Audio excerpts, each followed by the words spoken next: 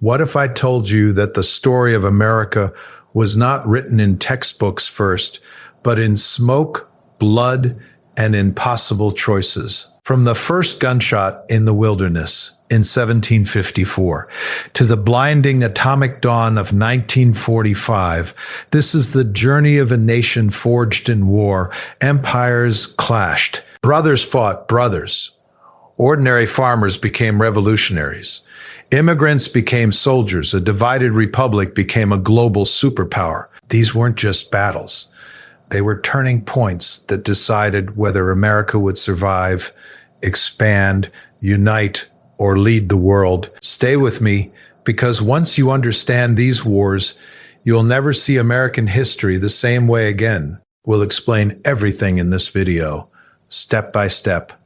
Don't skip it from the first crack of a musket in the forests of North America to the blinding flash above the Pacific in 1945. The story of America is inseparable from the story of war, This is not merely a chronicle of battles. It is the story of ordinary men and women, farmers, immigrants, freed slaves, factory workers, pulled into extraordinary moments that reshaped a nation and eventually the world. The first sparks, 1754 to world empire at war, in 1754, on the edge of a vast and contested wilderness, a young officer named George Washington stumbled into a conflict that would ignite a global war. The clash between Britain and France, known in America as the French and Indian War, was not just about land, it was about empire. It was about control of a continent. Native nations were drawn into the struggle, forced to choose sides in a European rivalry that reshaped their world forever. When Britain emerged victorious in 1763, it had won an empire, but at a staggering cost. To pay its debts, it taxed its American colonies. And in doing so, it unknowingly planted the seeds of revolution. The War for Independence, 1775 to 1783. In April 1775, shots rang out at Lexington and Concord. The American Revolution had begun. It was a desperate gamble. The colonies faced the most powerful empire on earth. Poorly supplied militias stood against disciplined British regulars. Winters were brutal. Supplies were scarce. Morale wavered. Yet at Valley Forge, as men froze and starved, something stronger than fear took root. Identity. When George Washington held his army together through sheer endurance, he was not just fighting for independence. He was shaping the idea that a republic, governed by its people, could survive. In 1783, against the odds, America stood free. But freedom did not end war. It simply redefined its purpose. A nation tested 1812, and expansion in 1812. The young republic again faced Britain. The War of 1812 was chaotic, uncertain, and often humiliating. Washington, D.C. burned. The capital smoldered yet in the defense of Fort McHenry as rockets lit the night sky. The sight of a flag still standing inspired a poem that would become the national anthem. The war ended in stalemate, but something intangible had changed. The United States had survived a second confrontation with a global empire. As the nation expanded westward, however, conflict followed.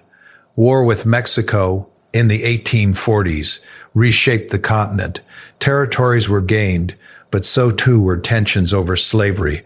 The land itself became a battleground of ideas. The Civil War, 1861 to 1865.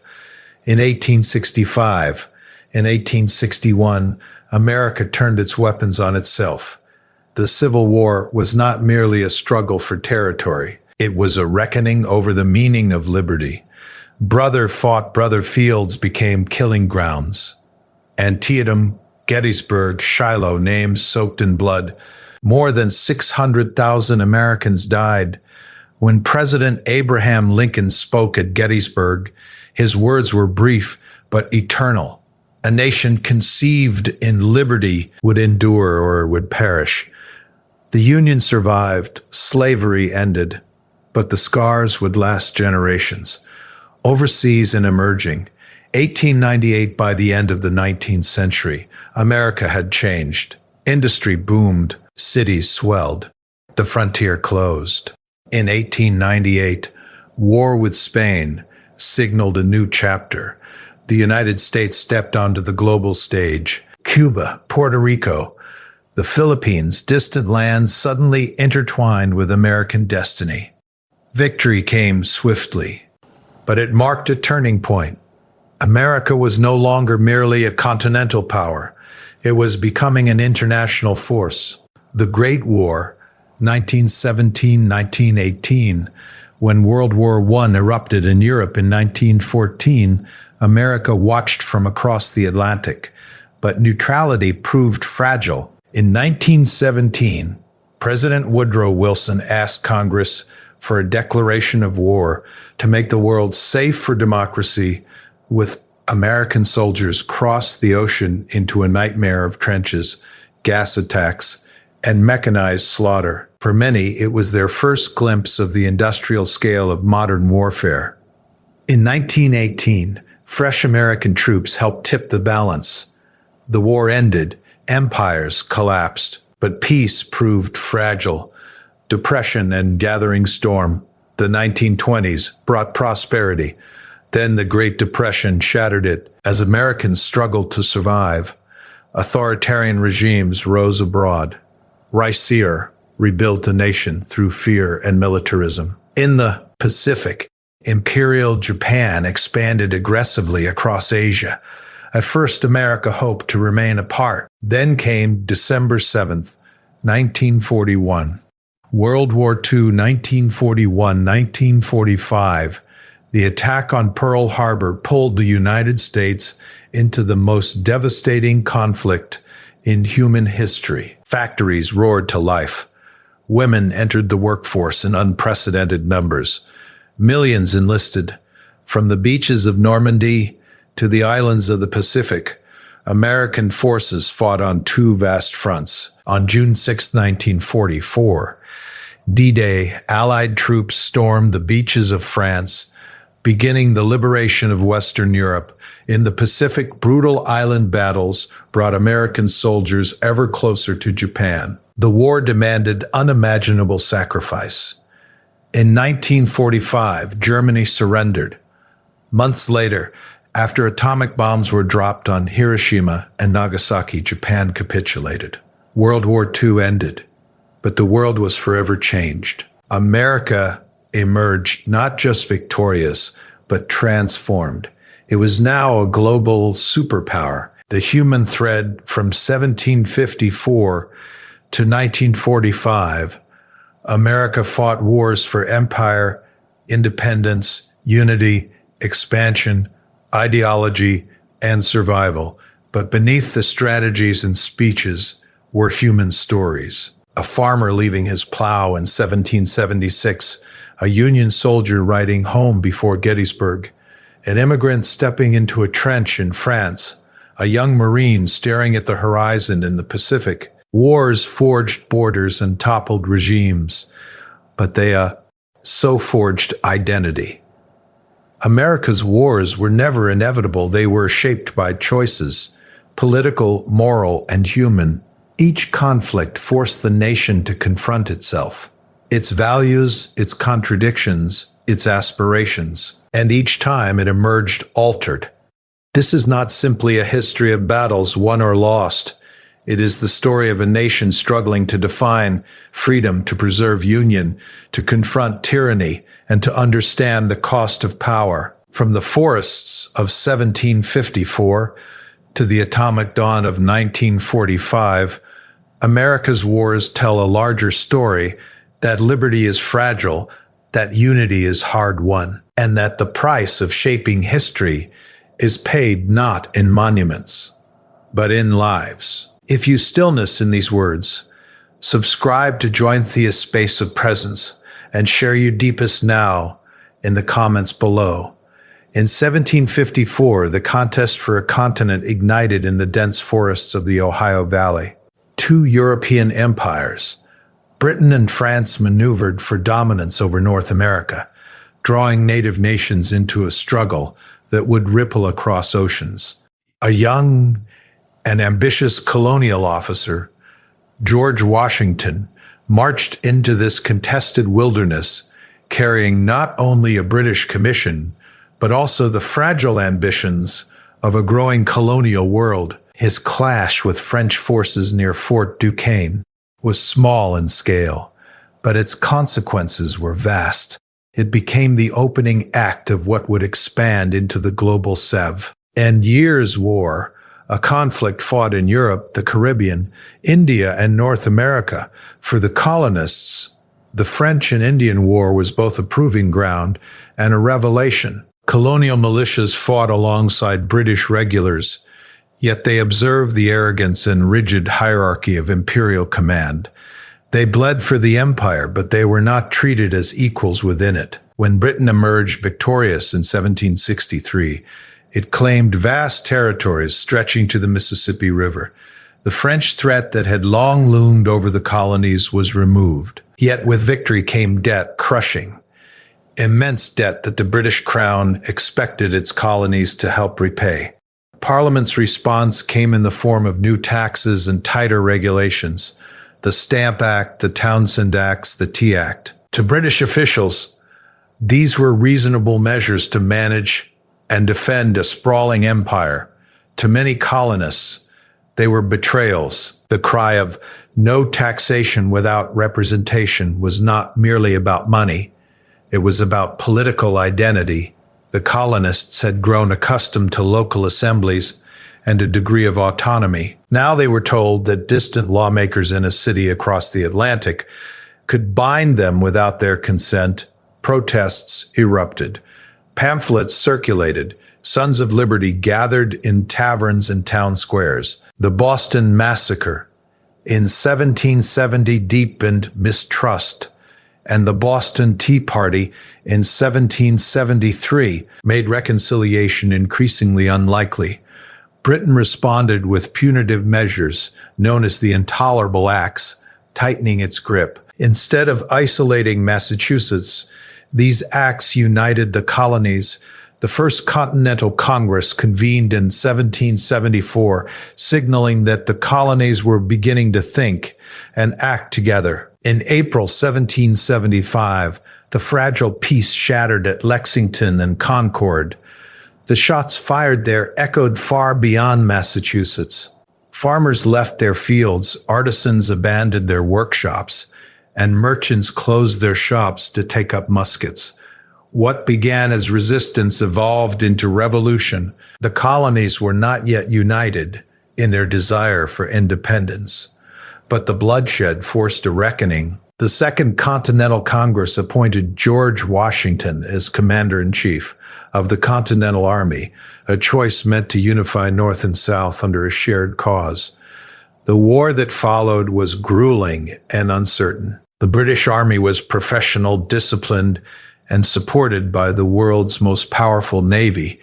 The Continental Army was chronically underfunded, poorly supplied, and often on the brink of collapse. Soldiers endured hunger, disease, and freezing winters. Desertion was a constant threat. Yet something extraordinary began to form amid the hardship, a sense of collective purpose. These were no longer merely Virginians, New Yorkers, or Pennsylvanians. They were becoming Americans. In 1776, the Declaration of Independence transformed rebellion into a bold assertion of universal principles. Drafted primarily by Thomas Jefferson, the document proclaimed that all men are created equal and endowed with unalienable rights. It was both a statement of separation and a moral manifesto. It framed the conflict not as a dispute over taxes, but as a struggle for human liberty. The words carried power far beyond the battlefield. Victory did not come swiftly. The British captured New York City, and drove Washington's army into retreat. Morale wavered. Yet in the winter of 1776, Washington led a daring crossing of the Delaware River, achieving a crucial victory at Trenton. It was not decisive in military terms, but it revived hope. The revolution survived because it refused to surrender. Foreign alliances proved critical. France, eager to weaken Britain, entered the war in 1778 after the American victory at Saratoga. French financial aid, naval support, and troops shifted the balance. The war became truly international. Spanish and Dutch involvement further stretched British resources. What had begun as a colonial rebellion evolved into a global conflict of imperial rivalry and revolutionary ideology. The decisive moment came in 1781 at Yorktown. Trapped by American and French forces, British General Cornwallis surrendered. The image of British troops laying down their arms symbolized more than a military defeat. It marked the collapse of Britain's authority over its 13 colonies. In 1783, the Treaty of Paris formally recognized the independence of the United States. Yet independence was not a simple triumph. The new nation faced immense challenges: economic instability, political fragmentation, and unresolved contradictions. The ideals of liberty proclaimed in 1776 coexisted uneasily with the reality of slavery. Native nations who had fought on both sides faced displacement and broken promises. Loyalists who had remained faithful to Britain often fled or endured persecution. The revolution created freedom for some while deepening uncertainty for others. Still, something unprecedented had occurred. A colonial society had overthrown imperial rule and established a republic grounded in the sovereignty of the people. The Articles of Confederation proved weak, prompting debates that led to the Constitution in 1787. The framework of governance that emerged sought to balance power and prevent tyranny, shaped by the hard lessons of war and revolution.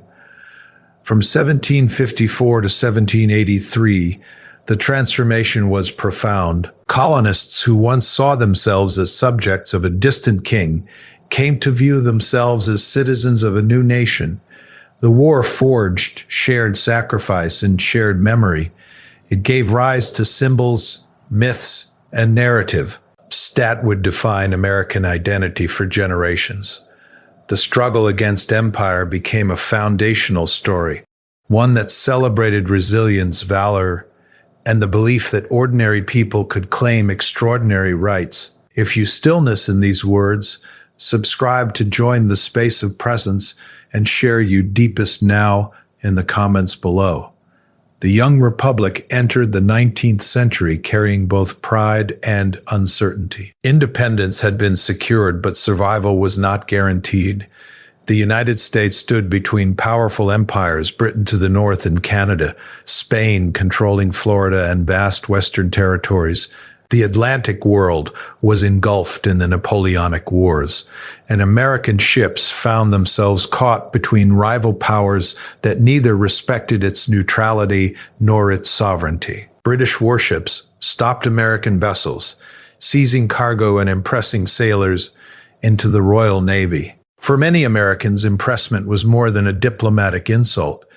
It was a violation of personal liberty, a reminder that the former colonial masters still did not fully acknowledge American independence. Tensions simmered for years until they boiled over in 1812, when President James Madison asked Congress for a declaration of war against Britain. The War of 1812 was a conflict born from frustration and pride. Some American leaders believed the nation could easily conquer Canada, assuming British forces were too distracted by war in Europe to resist. That confidence quickly dissolved. American invasions faltered. Coordination was poor. Supply lines broke down. The young republic, barely a generation removed from revolution, struggled to wage a coordinated war. In 1814, British troops marched into Washington, D.C., setting fire to public buildings, including the Capitol and the White House. Smoke rose above the city, and the humiliation cut deeply. For a moment, it seemed as though the fragile republic might collapse under the weight of imperial power once again, yet resilience defined this era. Along the Chesapeake Bay, at Fort McHenry, American defenders withstood a relentless British bombardment. Through the night, rockets illuminated the sky, and by dawn, the American flag still flew. The sight inspired Francis Scott Key to write the poem that would later become the national anthem, a symbol of endurance under fire. The war ended in 1815 with the Treaty of Ghent, restoring pre-war boundaries. No territory changed hands, no decisive victory was claimed, yet psychologically, the nation felt transformed. The United States had faced the world's greatest naval power and survived. A surge of national pride followed, sometimes called the era of good feelings. Political divisions softened briefly, and a stronger sense of unity emerged. But beneath the surface, new tensions were growing. As settlers pushed westward, conflict followed. The Louisiana Purchase had doubled the size of the nation, opening vast lands beyond the Mississippi River. Expansion promised opportunity.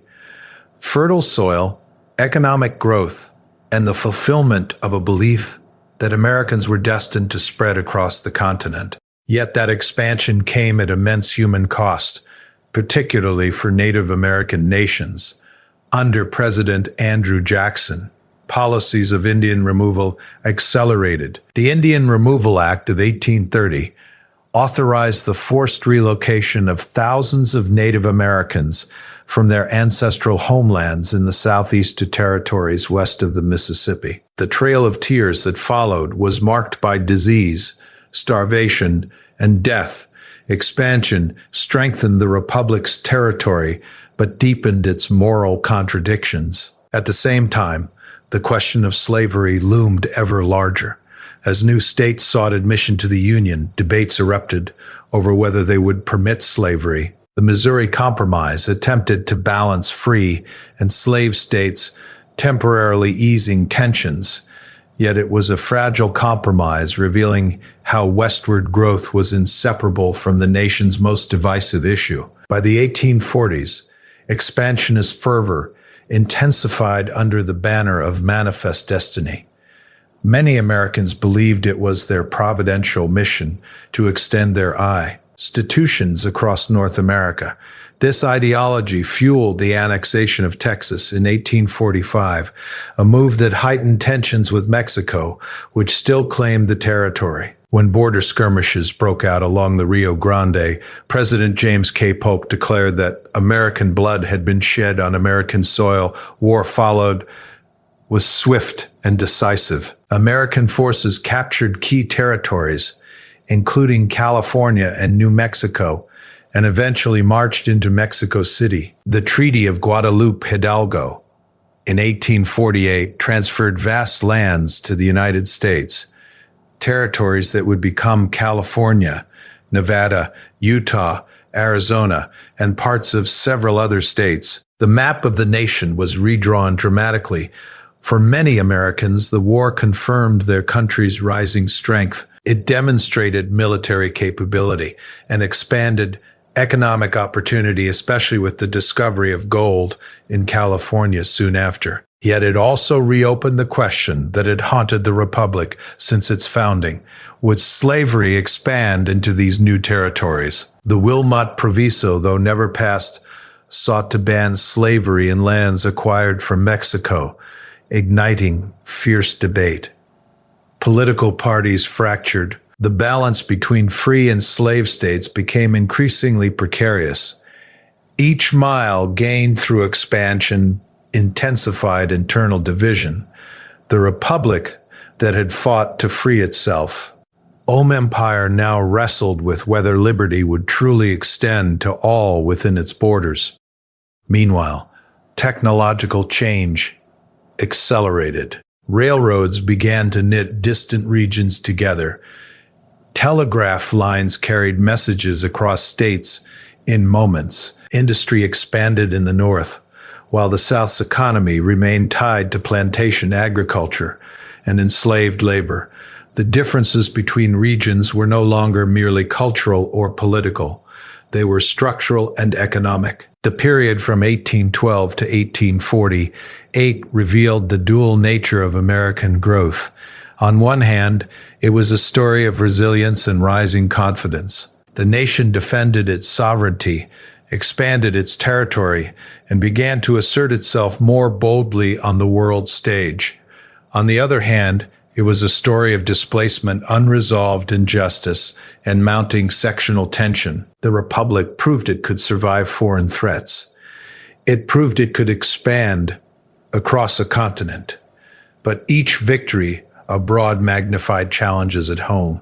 Expansion tested not only military strength but also moral coherence. The ideals proclaimed in 1776, equality, liberty, self-government, were stretched across new lands, new populations, and new conflicts, sometimes honored and often compromised. By 1861, the United States stood at the edge of a precipice it had been approaching for decades.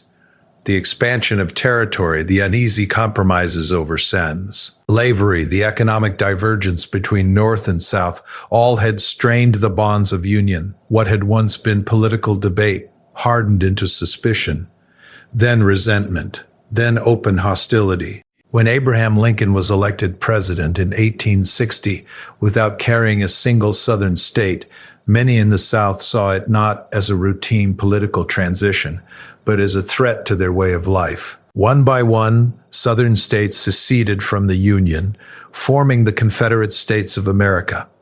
They claimed the right to withdraw voluntarily from a union they had voluntarily joined. The question at the heart of the crisis was profound. Was the United States a loose confederation of sovereign states or a single indivisible nation? In April 1860, one Confederate forces fired upon Fort Sumter in Charleston Harbor. The bombardment lasted 34 hours. When the Union garrison surrendered, the last hope for peaceful compromise vanished. What followed would become the bloodiest conflict in American history. Families divided. Brothers stood on opposite sides of the battlefield. Farmers and clerks traded plows and pens for rifles. The romantic visions of swift victory dissolved quickly into the grim reality of industrialized warfare. At Bull Run, both sides realized the war would not be brief. Casualties mounted. Armies grew larger. Technology rifled muskets.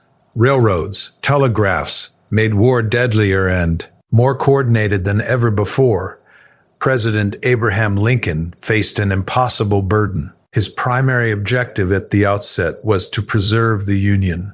Slavery, though central to the conflict, was initially approached with caution in order to maintain loyalty among border states. But as the war dragged on, the moral dimension of the struggle sharpened. Enslaved people fled plantations, seeking refuge behind Union lines. Their very presence forced the nation to confront the contradiction between its founding ideals and its social reality. In 1863, Lincoln issued the Emancipation Proclamation, declaring that enslaved people in Confederate-held territories were free. Though limited in immediate practical effect, it transformed the character of the war. The conflict was no longer solely about preserving the Union. It was about ending slavery. It also opened the door for African American men to enlist in the Union Army. Nearly 180,000 black soldiers would serve, fighting not only for national unity, but for their own freedom and dignity. The war's battles became synonymous with devastation. At Antietam, more Americans fell in a single day than on any other day in the nation's history. At Gettysburg, 3 days of relentless combat left fields strewn with thousands of dead and wounded. At Shiloh, the scale of slaughter shocked the nation. Each engagement revealed the terrible cost of a war fought with modern weapons and deep conviction. General Ulysses S. Grant emerged as a relentless Union commander, willing to sustain heavy casualties in order to exhaust Confederate forces. In the East, General Robert E. Lee led the Army of Northern Virginia with tactical brilliance, inspiring fierce loyalty among his men. The conflict became not just a clash of armies, but of wills. The Union sought to leverage its superior industrial capacity and manpower. The Confederacy relied on defensive strategy and hopes of foreign recognition. Civilian life was upended. Southern cities faced shortages and blockades. Northern factories worked around the clock. Women took on expanded roles, managing farms, working as nurses, and sustaining communities fractured by absence and grief. Letters from soldiers described mud-soaked camps, disease-ridden hospitals, and the constant shadow of death. Entire towns felt the weight of loss. In November 1863, on the battlefield of Gettysburg, Lincoln delivered a brief address that would echo through generations. In just a few hundred words, he reframed the war as a test of whether a nation conceived in liberty and dedicated to the proposition that all men are created equal could endure. The speech did not celebrate victory. It honored sacrifice and called for renewed commitment. The Union cause was now inseparable from the promise of EQ. As the war progressed, Union forces tightened their grip. General William Tecumseh Sherman's march through Georgia exemplified total war, targeting not only Confederate armies but the infrastructure that sustained them.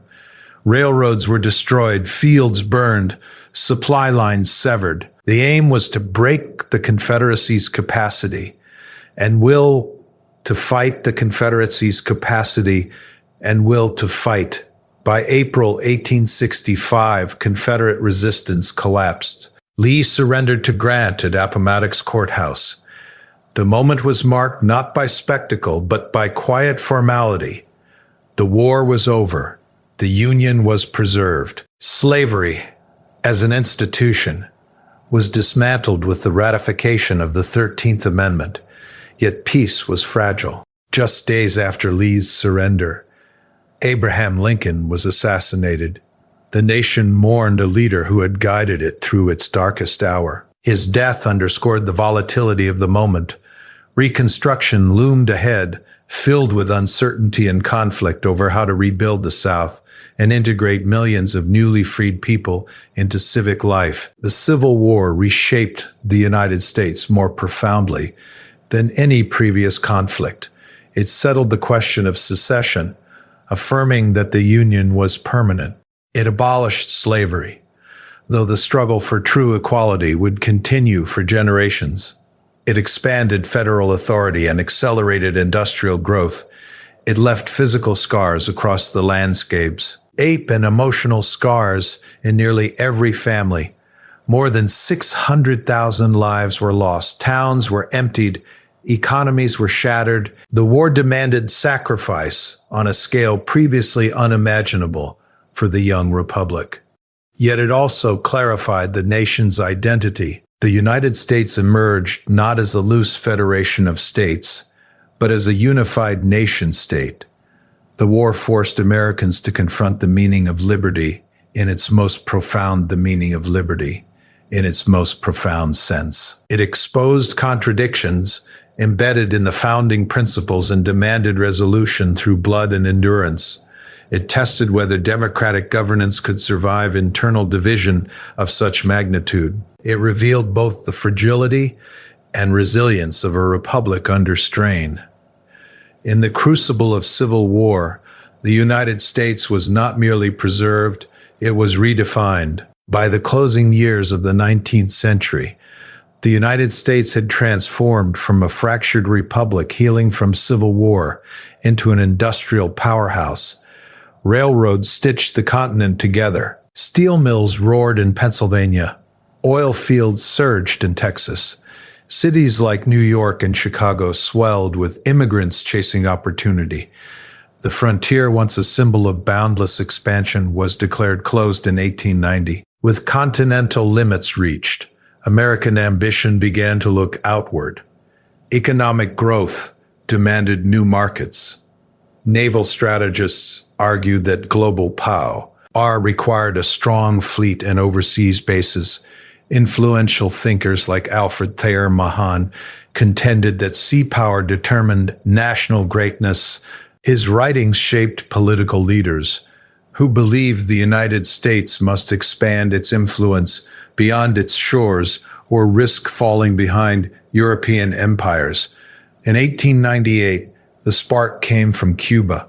For years, Cuban revolutionaries had fought for independence from Spain. American newspapers sensationalized reports of Spanish brutality, stirring public outrage. When the battleship USS Maine exploded in Havana Harbor, killing more than 250 American sailors, suspicion turned swiftly toward Spain. Though the exact cause of the explosion remained unclear, the cry, "Remember the Maine," echoed across the country. President William McKinley requested a declaration of war. The Spanish-American War lasted only a few months, but its consequences were immense. American forces quickly defeated Spanish fleets in the Caribbean and the Pacific. In Manila Bay, Commodore George Dewey destroyed the Spanish squadron, announcing America's arrival as a naval force in Asia. The Treaty of Paris in 1898 stripped Spain of its remaining colonies. Cuba became a protectorate. Puerto Rico and Guam were ceded to the United States. The Philippines, thousands of miles from American shores, came under American control. For the first time, the United States possessed overseas territories far beyond the North American continent. Victory ignited debate at home. Some celebrated the emergence of a new global role, believing the nation had a duty to spread democracy and civilization. Others warned that imperialism betrayed the very principles upon which the country was founded. Figures like Mark Twain joined the Anti-Imperialist League, arguing that ruling foreign peoples without their consent contradicted American ideals. In the Philippines, resistance to American rule erupted into a brutal conflict. Filipino revolutionaries who had fought against Spain now fought against American occupation. The Philippine-American War proved far more. 8. Guerrilla warfare, harsh reprisals, and civilian suffering marked the struggle. The cost of empire was no longer abstract. It was measured in blood and moral tension.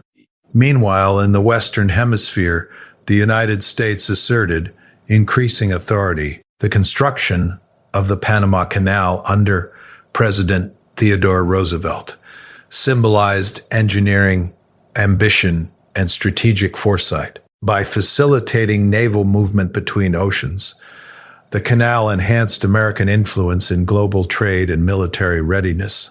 Roosevelt's foreign policy, often summarized by the phrase, "speak softly and carry a big stick," reflected a willingness to use power to shape regional affairs. As the 20th century dawned, Europe drifted toward catastrophe. Rival alliances, militarism, and nationalist fervor culminated in the outbreak of World War I in 1914. At first, the United States remained neutral. President Woodrow Wilson urged Americans to remain impartial in thought and deed. Yet neutrality grew difficult as German submarine warfare targeted shipping, including vessels carrying American citizens. The sinking of the Lusitania in 1915 intensified outrage. Though the United States did not immediately enter the war, tensions escalated when Germany resumed unrestricted submarine warfare, and the Zimmermann telegram proposed a German-Mexican alliance against the United States. The path toward involvement became clear. In April 1917, Wilson asked Congress for a declaration of war, framing the conflict as a crusade to make the world safe for democracy.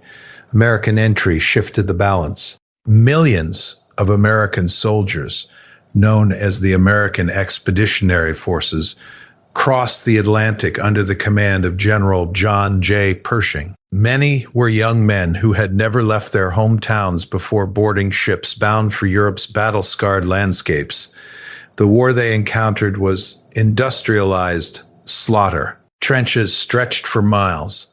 Machine guns and artillery dominated battlefields, churned into mud. Chemical weapons added new horrors.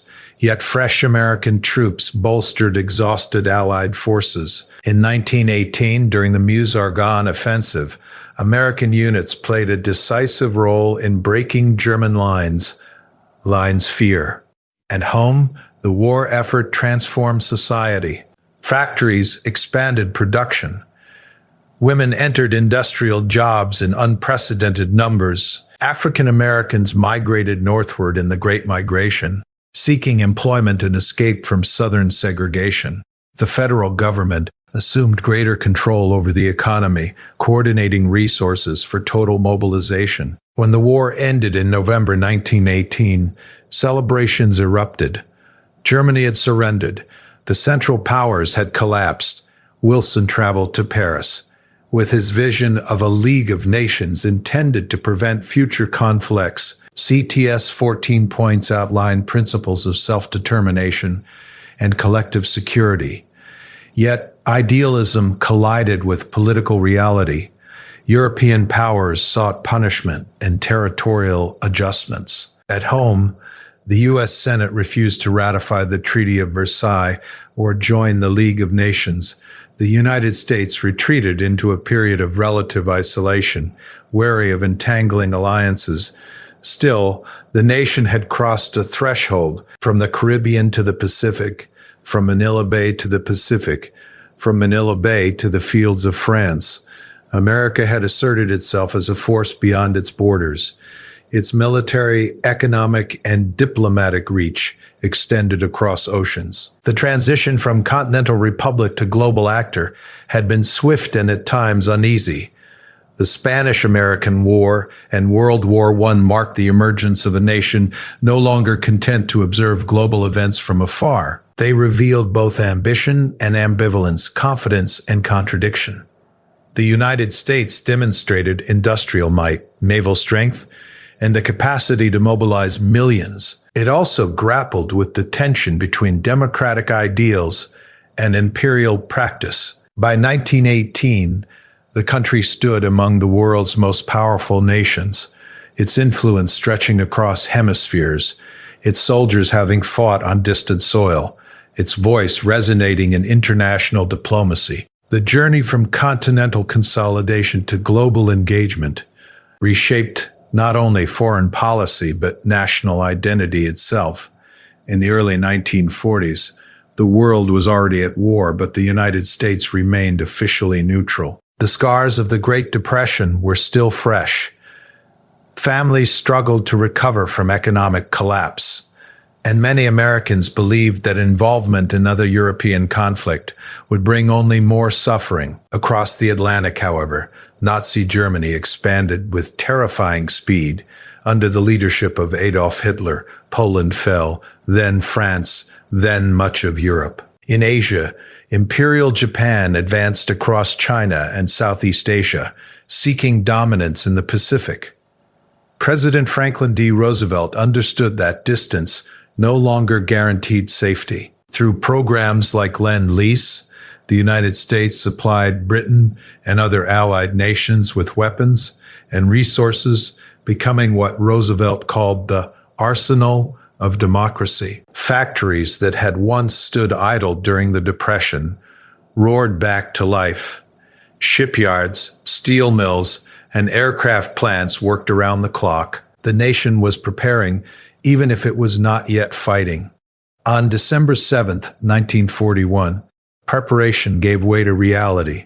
Japanese aircraft attacked the U.S. Pacific Fleet at Pearl Harbor. Battleships burned. Sailors scrambled through smoke and flame. More than 2,400 Americans were killed in a single morning. The next day, Roosevelt addressed Congress, calling it a date which will live in infamy. The United States declared war on Japan. Germany and Italy declared war on the United States. Shortly thereafter, the nation was now fully engulfed in a global conflict spanning two vast theaters. Mobilization was swift and unprecedented. Millions of men enlisted or were drafted. Women entered factories in massive numbers, symbolized by the figure of Rosie the Rivetor. African Americans served in segregated units, determined to fight fascism abroad while seeking equality at home. Japanese Americans, tragically, were forced into internment camps, a decision driven by fear and prejudice that would later be recognized as a grave injustice. In Europe, American forces joined Britain and the Soviet Union in the fight against Nazi Germany. The early campaigns in North Africa tested inexperienced American troops against hardened Axis forces. Under commanders like General Dwight D. Eisenhower and General George S. Patton, American strategy evolved. Coordination improved. Lessons were learned through costly engagements. The invasion of Italy followed, but the decisive blow would come in France. On June 6, 1944, Allied forces launched Operation Overlord. Thousands of ships crossed the English Channel. Paratroopers dropped behind enemy lines. Soldiers stormed the beaches of Normandy under relentless gunfire. The courage displayed on D-Day was matched only by the scale of sacrifice. By securing a foothold in Western Europe, the Allies opened a path toward the liberation of France and the eventual collapse of Nazi Germany. Meanwhile, on the Eastern Front, Soviet forces bore immense losses in their struggle against German armies. The Allied advance from the west and the Soviet push from the east gradually squeezed the Third Reich. In April 1945, Berlin fell. Hitler committed suicide as Soviet troops closed in. Germany surrendered unconditionally in May. The war in Europe had ended, but the conflict in the Pacific raged on. The Pacific theater was marked by brutal island campaigns. At Guadalcanal, Tarawa, Iwo Jima, and Okinawa, American forces fought fiercely, defended Japanese positions. The fighting was often hand-to-hand, with high casualties on both sides. The island-hopping strategy aimed to capture key locations, while bypassing others, moving steadily closer to Japan's home islands. As American bombers intensified air raids over Japanese cities, planners faced a grim calculation. An invasion of Japan promised catastrophic losses. The war had already claimed millions of lives worldwide. In August 1945, after the successful testing of a new and devastating weapon, President Harry S. Truman authorized the use of atomic bombs on Hiroshima and Nagasaki. The explosions unleashed destruction on an unprecedented scale. Within days, Japan announced its surrender. World War II had ended. The cost of the conflict was staggering. More than 400,000 Americans had died. Across the globe, tens of millions perished. Soldiers and civilians alike. Entire cities lay in ruins. The Holocaust had exposed the depths of human cruelty, revealing systematic genocide carried out by the Nazi regime. The war reshaped borders, toppled governments, and shattered illusions about the limits of violence. Yet from the devastation emerged a new global order. The United States, its homeland largely untouched by physical destruction, possessed unmatched industrial capacity and military strength. Its navy dominated the seas. Its air power had demonstrated overwhelming force. Its economy fueled reconstruction efforts in Europe and Asia. Through initiatives like the creation of the United Nations, American leaders sought to prevent future global wars through international cooperation. At home, the war accelerated social and economic change. Veterans returned under the GI Bill, attending college and purchasing homes. Suburban communities expanded. Technological advances developed during the war, from radar to nuclear energy, shaped the post-war world. The federal government's expanded role in economic planning and defense became a permanent feature of American life. World War II transformed the United States from a powerful nation into a superpower with global responsibilities. The isolationist impulses of the interwar years gave way to sustained international engagement. Military alliances, overseas bases, and diplomatic commitments reflected a recognition that American security was intertwined with global stability. The journey from neutrality to total war demanded sacrifice from every corner of society.